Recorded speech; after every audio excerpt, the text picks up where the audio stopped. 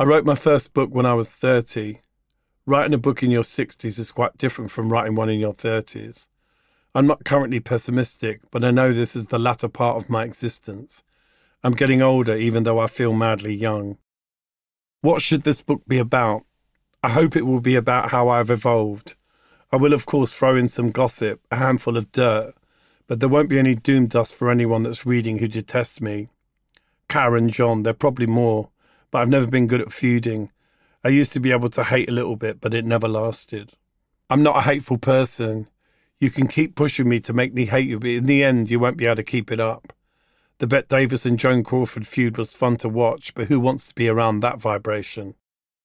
Oh, I used to lose my temper at the flick of a tick, throwing framed pictures and vases down the stairs at my ex-boyfriend Michael Dunn. Him kicking his foot through my plate glass front door. Driving my lime green Cortina into John Moss's garage door because he was doing the dirty with a girl in his boudoir. Michael and I remain the best of friends.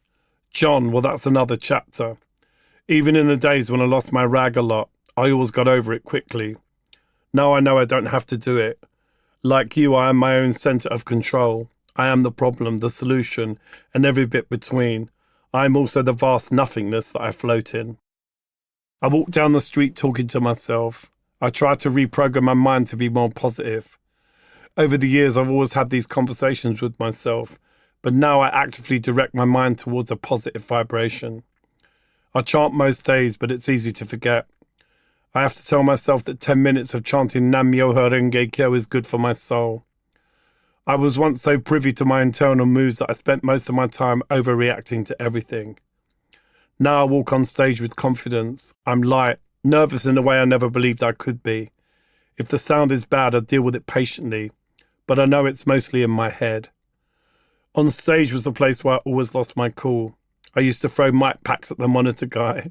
I would walk around the stage like I'd been abandoned by Roy and Mikey. I could feel all John's mistakes and his negative energy behind me. It was me against them. With John, there's always been unresolved trauma. I think now, though, I could handle him perfectly. He was too late to benefit from my change of mind, my change of heart. I was told by my friend and teacher Liliana Bellini that when something is really important, it's best to say less or nothing. It doesn't mean you don't care. It means you are giving yourself space to think something else. How you think often lands harshly as a judgment of yourself or others. Lots of things are not as real as you think. I think having rigid thinking stops you truly enjoying who you are. We are given and then develop a narrative about ourselves that can hold us back or fire us through the roof. Ego can be ugly but also sexy.